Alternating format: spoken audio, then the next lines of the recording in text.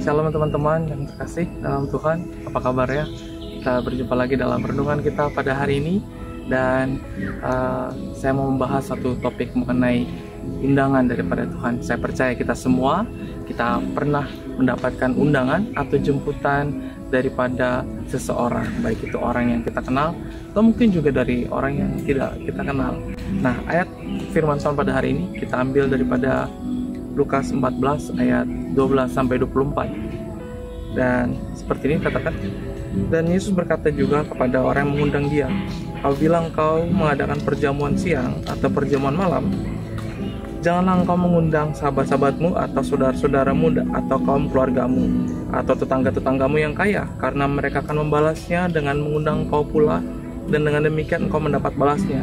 Tetapi apabila engkau mengadakan perjamuan, undanglah orang-orang miskin, orang-orang cacat, orang-orang lumpuh, dan orang-orang buta, dan engkau akan berbahagia, karena mereka tidak mempunyai apa-apa untuk membalasnya kepadamu, sebab engkau akan mendapat balasnya pada hari kebangkitan orang-orang benar. Mendengar itu berkatalah seorang dari tamu-tamu itu kepada Yesus, berbahagialah orang yang akan dijamu dalam kerajaan Allah. Tapi Yesus berkata kepadanya, ada seorang mengadakan perjamuan besar dan ia mengundang banyak orang. Menjelang perjamuan itu dimulai, ia menyuruh hambanya mengatakan kepada para undangan, marilah, sebab segala sesuatu sudah siap. Tetapi mereka bersama-sama meminta maaf. Yang pertama berkata kepadanya, aku telah membeli ladang dan aku harus pergi melihatnya, aku minta dimaafkan. Yang lain berkata, aku telah membeli 5 pasang lembu kebiri dan aku harus pergi mencobanya, aku minta dimaafkan. Yang lain lagi berkata, aku berkawin dan karena itu aku tidak dapat datang. Maka kembalilah hamba itu dan menyampaikan semuanya itu kepada tuannya. Lalu murkalah tuan rumah itu dan berkata kepada hambanya, pergilah dengan segera ke segala jalan dan lorong kota dan bawalah kemari orang-orang miskin dan orang-orang cacat dan orang-orang buta dan orang-orang lumpuh. Kemudian hamba itu melaporkan tuan, apa yang tuan perintahkan itu sudah dilaksanakan, tetapi sekalipun demikian masih ada tempat. Jadi lalu kata tuan itu kepada hambanya, pergilah ke semua jalan dan lintasan dan paksalah orang-orang yang ada di situ masuk, karena rumahku harus penuh. Sebab aku berkata padamu, tidak ada seorang pun dari orang-orang yang telah diundang itu akan menikmati jamuanku. Ada dua jenis respon yang ada dua jenis undangan yang diceritakan dalam kisah Lukas pasal 14 nas kita pada hari ini. Nah, undangan yang pertama adalah yang ditujukan kepada seorang yang belum memiliki hubungan dengan Tuhan, dalam hal ini belum memiliki relasi apa-apa. Nah, di ayat yang ke-13 dikatakan, tetapi apabila engkau mengadakan perjamuan, undanglah orang-orang miskin, orang-orang cacat, orang-orang lumpuh, dan orang-orang buta.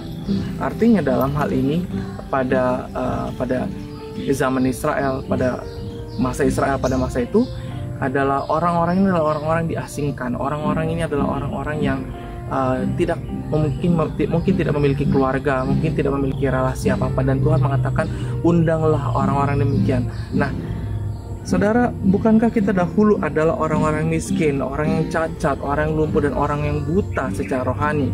Dan kita yang sekarang, kita yang tadinya tidak memiliki hubungan atau relasi dengan Tuhan, kemudian kita mendapatkan suatu kesempatan untuk menerima jemputan undangan dari Tuhan untuk memiliki hubungan atau relasi dengan Tuhan, dan dengan demikian kita boleh menjadi murid Kristus, ya, oleh karena undangan yang demikian. Nah, jadi undangan yang pertama adalah yang ditujukan kepada orang-orang yang tidak dikenal. Jadi kita dulu adalah seperti itu. Kita dulu adalah orang-orang yang tidak mengenal Tuhan, orang-orang yang jauh dari Tuhan, dan kita sekarang telah menjadi murid Kristus. Lalu apakah respon kita? Apakah yang harus kita lakukan sebagai tugas kita karena kita telah mengenal pribadi Kristus, yaitu kita memberikan undangan ini, menyebarkan undangan ini, membagikan kepada orang-orang lain yang belum lagi mengenal kasih Yesus. Nah, tipe undangan yang kedua adalah undangan kedua itu yang ditujukan kepada seseorang yang sudah memiliki hubungan dengan Tuhan. Di ayat 17 dikatakan, Menjelang perjamuan itu dimulai, ia menyuruh hambanya mengatakan kepada para undangan, marilah sebab segala sesuatu sudah siap. Artinya dalam hal ini, undangan ini ditujukan kepada relasinya, kepada orang-orang yang mungkin sebagai keluarganya, sebagai kliknya. Artinya kalau secara rohani, undangan ini ditujukan kepada orang percaya. Lalu apakah undangan seperti apa ini? Itu bukan lagi undangan mengenai keselamatan, tapi undangan untuk melakukan panggilan Tuhan, undangan untuk melakukan apa yang Tuhan inginkan dalam kehidupan kita. Dan firman Tuhan dari Lukas 14 ayat 12 sampai 24 ini kita melihat ada 3 jenis orang. Yesus menggambarkan perumpamaan ini dengan 3 jenis orang. Orang yang pertama, dia meminta maaf tidak dapat menghadiri undangan itu oleh karena dia baru membeli ladang dan dia ingin pergi melihatnya. Ladang di sini berarti adalah suatu pekerjaan atau mungkin juga suatu pelayanan dalam gereja. Jadi sebagai murid Yesus, sebagai murid Kristus, respon kita adalah kita tidak boleh dan kita seharusnya mendengarkan panggilan Tuhan. Kita jangan menggunakan kesibukan kita dalam pekerjaan atau kesibukan kita dalam pelayanan sebagai alasan untuk kita tidak meresponi apa panggilan Tuhan. Namun sebaliknya kita harus menempatkan panggilan Tuhan itu di tempat yang pertama. Maksudnya seperti ini. Boleh jadi kita mungkin kita berlagak, kita sibuk dalam melayani dalam pekerjaan Tuhan, padahal belum tentu sebetulnya Tuhan menginginkan kita melakukan demikian. Atau mungkin Tuhan menginginkan, sebetulnya Tuhan menginginkan hubungan secara pribadi lebih dekat, keintiman kita dengan Tuhan. Nah, hal yang kedua adalah orang yang baru membeli 5 lembu dan dia mau menggunakannya. Ini berbicara mengenai materi. Materi di dunia ini boleh membawa kita menjauh daripada Tuhan. Jadi kita jangan mengutamakan materi. Kita jangan sampai kita menyibukkan diri kita mengajar materi. Ya, kita memang hidup, kita memerlukan keuangan, kita memerlukan barang-barang, kita memerlukan finansial kita, tapi kita bukan hidup untuk memenuhi benda-benda tersebut, tapi kita hidup untuk menggenapi, untuk melakukan apa yang Tuhan inginkan. Nah, orang yang ketiga adalah dia baru kawin dan maaf dia tidak dapat datang. Ini artinya berarti keluarga atau orang-orang yang dikasihi. Tuhan Yesus mengatakan sendiri, masih dalam Lukas pasal 14 ini katakan Tuhan juga datang membawa pemisahan.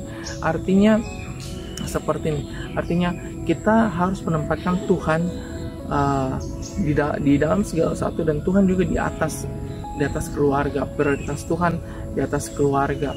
Kita memang betul, kita yang sudah berkawin atau yang memiliki keluarga, mungkin ibu bapak atau adik-beradik, kita tetap harus melayani mereka juga, betul sekali. Tapi kita bukan menggunakan alasan kita keluarga itu untuk kita menghindari dari panggilan Tuhan. Jadi apa yang harus kita lakukan sebagai murid Kristus dalam hal ini? Dalam hal ini sebagai murid Kristus adalah bahwa kita harus peka terhadap panggilan Tuhan. Karena kenapa? Rencana Tuhan pada akhirnya harus tetap akan berjalan, dan Tuhan akan tetap berjalan. Jadi kita harus perhatikan dalam hal ini adalah rencana Tuhan harus tetap berjalan. Soalan di sini adalah apakah kita terlibat dalam rencana Tuhan itu atau tidak. Sebagai orang Kristen, mungkin saja kita Kristen, tapi kita sedang tidak terlibat dalam rencana karya Tuhan yang luar biasa itu. Nah, sebagai penutup saya mau katakan dalam Lukas 14 ayat 33 dikatakan, demikian pula lah tiap-tiap orang di antara kamu yang tidak melepaskan dirinya dari segala miliknya tidak dapat menjadi muridku. Saudara, Tuhan mengajarkan kita untuk kita melepaskan, kita menyangkal diri kita dan mengikuti Yesus. Untuk kita dapat menjadi murid Kristus yang maksimal, kita melepaskan dari segala keakuan kita, segala yang kita miliki, kita serahkan semua pada Tuhan, biar Tuhan menjadi Tuhan yang manage semuanya, Tuhan yang mengatur kehidupan kita. Dan tanda kita menyerahkan itu kepada Tuhan adalah kita tidak mengutamakan berkat-berkat itu. Memang betul kita menerima berkat daripada Tuhan kita, tapi kita harus mencintai pemberi berkat itu dan bukan berkat itu sendiri. Jadi saudara-saudara, di sini saya memakai kesempatan untuk mengingatkan kita semua, mari kita fokus sebagai murid Tuhan untuk mendengarkan undangan Tuhan dan meresponi undangan Tuhan dengan benar. Tuhan Yesus memberkati. Shalom.